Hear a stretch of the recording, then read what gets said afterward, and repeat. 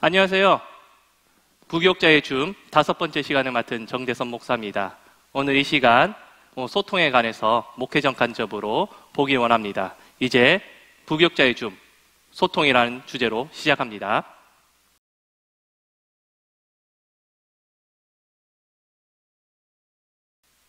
우리는 삶을 살아갈 때 여러 사람들과 더불어 살아가게 됩니다. 작게는 가정에서부터 직장, 사회에 이르기까지 여러 사람들과 자연스럽게 관계를 맺게 됩니다. 제가 어느 통계를 보게 되었는데요. 직장에서 차마 밝힐 수 없어 숨겨왔던 퇴사 사유를 순위로 매긴 것이었습니다.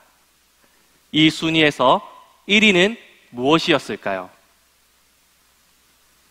1위는 바로 직장 내 갑질 등 상사, 동료와의 갈등이 무려 65%를 차지하였습니다. 이렇듯 우리가 세상을 살아갈 때 그만큼 관계가 차지하는 비중이 매우 크다는 것을 알 수가 있습니다. 그렇다면 관계에서 가장 중요한 것은 무엇일까요? 저는 그것을 소통이라고 생각합니다. 소통이라는 단어를 사전에서 찾아보면 이렇게 정의하고 있습니다. 막히지 아니하고 잘 통하고 뜻이 서로 통하여 오해가 없다. 즉 소통이라는 것은 서로의 대화가 잘 이루어지고 서로의 마음도 같다는 것입니다. 저와 여러분이 부모님이나 가장 친한 사람 그리고 사랑하는 자녀와 대화할 때 어떻습니까? 대화가 잘 이루어지나요? 서로 대하면서 오해가 생기지는 않습니까? 정도의 차이가 있겠지만 모두 소통이라는 단어가 정의하는 잘 통하는 것은 쉽지 않은 일입니다. 그렇다면 우리는 바른 소통을 할 수 없을까요? 그 해답을 오늘 이 시간 목회적 관점에서 같이 나누어 보기 원합니다. 저희 아내의 주변에 한 사람이 있습니다. 이 사람은 매우 인간관계가 넓습니다. 이분은 아내가 매우 힘들 때나 기쁠 때나 항상 아내 옆을 지키며 같이 웃고 울며 아내가 매우 신뢰하는 분입니다. 저도 이분을 몇 번 만나보기도 하였고 아내를 통하여 매우 많은 이야기를 들었습니다. 이 시간 이분의 이야기가 제가 이야기하고자 하는 목회적 관점의 소통을 이야기함에 있어 매우 적합한 분이라서 이분의 이야기로 시작하려 합니다. 아내의 지인은 한 선교단체에서 많은 훈련을 받았습니다. 제자훈련도 하였고 선교단체에서 사역을 지금도 꾸준히 감당하고 있습니다. 아내의 지인이 이렇게 많은 훈련을 하였기 때문에 인간관계가 넓으며 많은 사람들의 신뢰를 받을까요? 그렇지 않습니다. 아무리 훈련을 받는다고 하더라도 소통에 있어서 미숙한 사람들이 너무나 많습니다. 훈련은 그 사람을 변화시키기 위해 하는 것이 훈련입니다. 그런데 훈련 받는다고 해도 모두 다 변화하지 않습니다. 훈련을 해도 미숙한 사람이 있습니다. 그렇다면 훈련은 헛된 것일까요? 훈련을 할 때 무엇 때문에 훈련을 하고 또한 훈련의 목적이 있습니다. 처음 시작과 목적을 잘못 설정한다면 헛된 훈련이 되는 것입니다.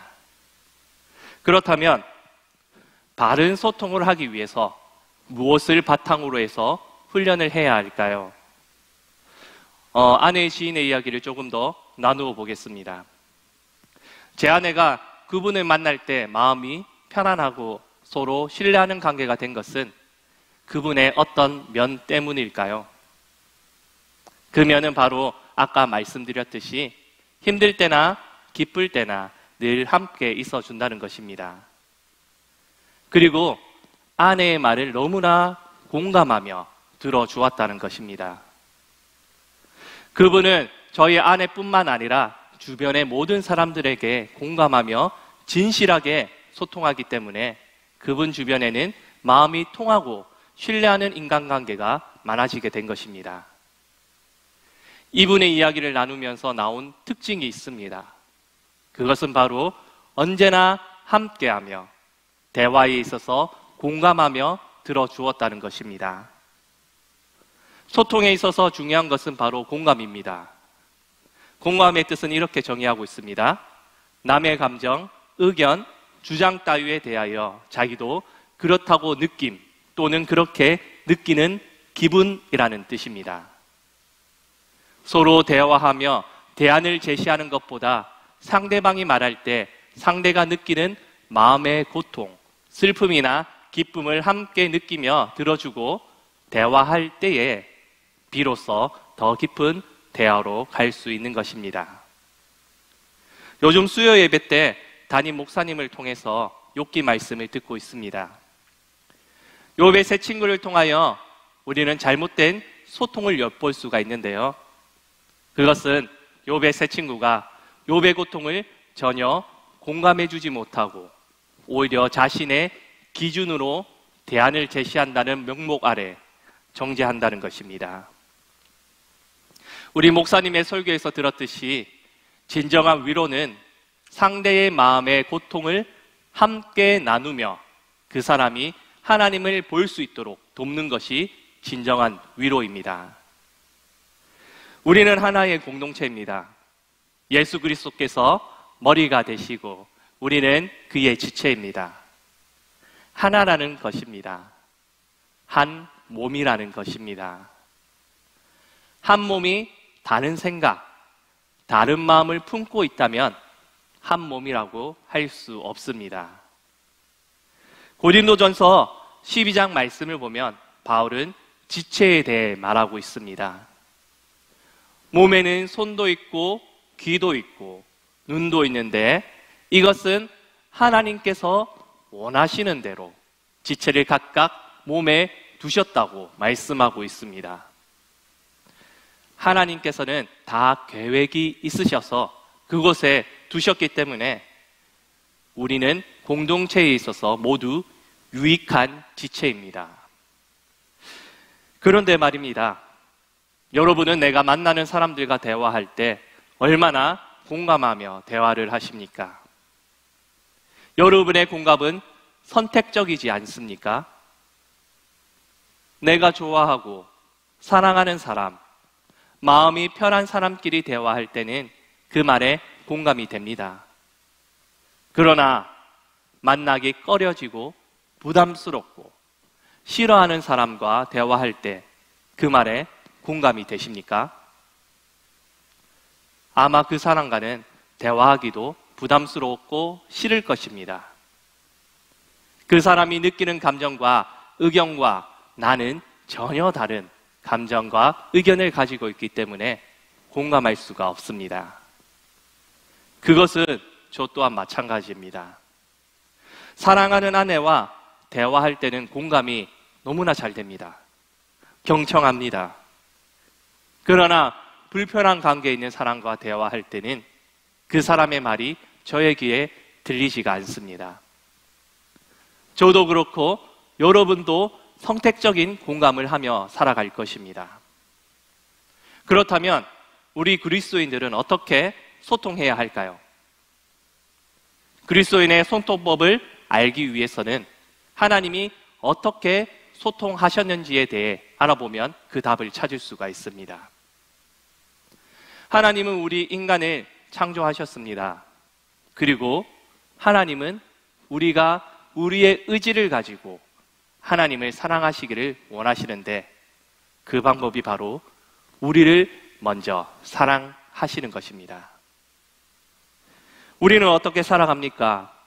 하나님보다는 세상의 길로 가며 악으로 달려갑니다. 그렇지만 하나님은 자신에게서 멀어지는 우리들을 절대 포기하지 않으십니다. 계속해서 악으로 달려가는 우리에게 끊임없이 말씀하십니다. 구약에서는 수많은 선지자를 통하여 말씀하시고 결국에는 마지막에 예수 그리스도를 이 땅에 보내셔서 우리에게 말씀하시고 그 사랑을 보여주셨습니다.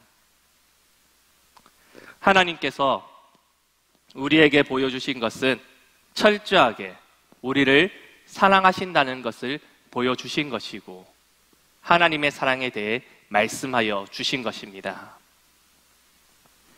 하나님의 사랑이 아니었으면 우리는 하나님께 나아갈 수 없었고 하나님의 자녀로서 하나님과 교제할 수 없었습니다.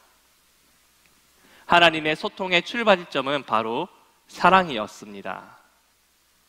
이제 결론을 맺겠습니다.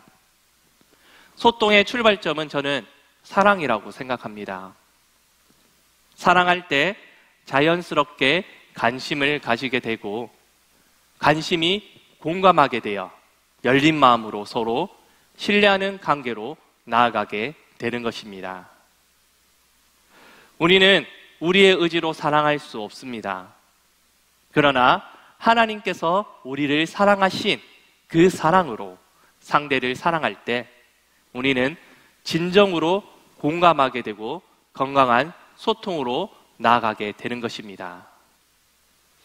우리 성도 여러분, 로마서 12장 15절 말씀에 즐거워하는 자들과 함께 즐거워하고 우는 자들과 함께 울라 라는 말씀과 같이 서로의 마음을 어루만져 주며 마음의 짐을 함께 지는 우리 성도님들이 되시기를 바랍니다.